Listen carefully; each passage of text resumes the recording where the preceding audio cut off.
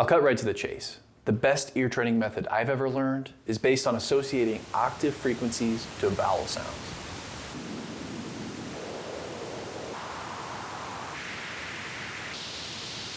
The ability to identify frequencies by ear is so powerful if you want to be a front of house engineer, a monitor engineer, or a system tech.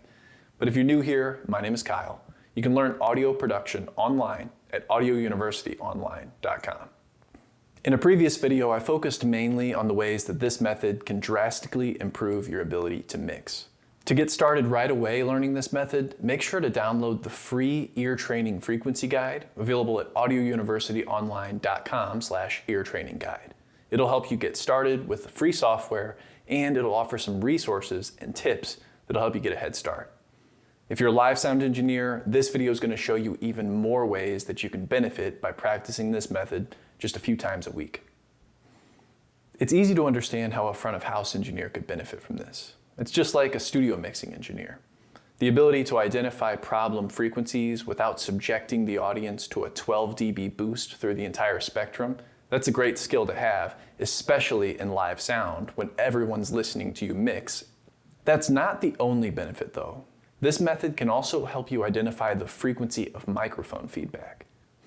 For all of you monitor engineers out there watching this video, imagine how much more quickly you could notch out microphone feedback if you instantly knew which frequency was feeding back. Well, the vowel sounds apply to narrowband frequencies too.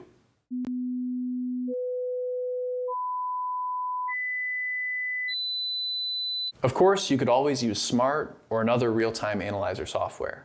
But what happens when you don't have your laptop, or you don't have your charger and your laptop battery dies? It's important to be able to quickly ring out stage monitors without relying on software to do it. In fact, this ear training method is based on the ISO third octave frequencies, which just so happen to be the frequencies you'll find on almost every graphic EQ. Here are a few resources that I'd recommend if you want to try out this method for yourself. The first is a free tool that can be found at webtet.net.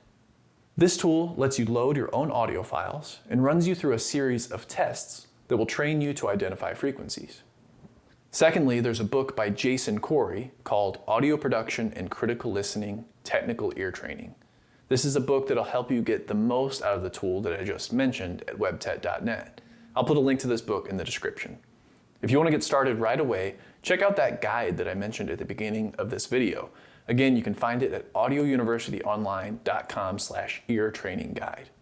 Hit the like button if you found this video helpful, and watch one of the videos on your screen to learn more about ear training for audio engineers.